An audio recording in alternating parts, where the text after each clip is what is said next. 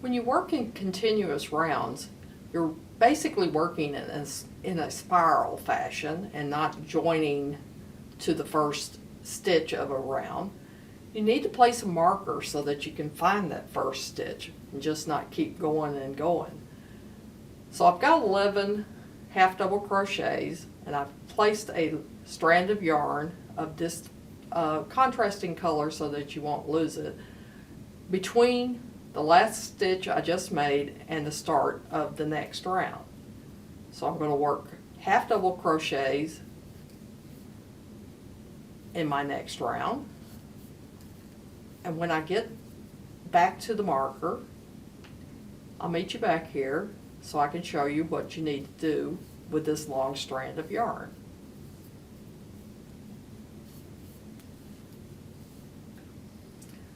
So I'm back around to my marker, and I've got 2 more stitches to do. And when I finish this round, I'm going to bring my marker to the front like that and start my next round.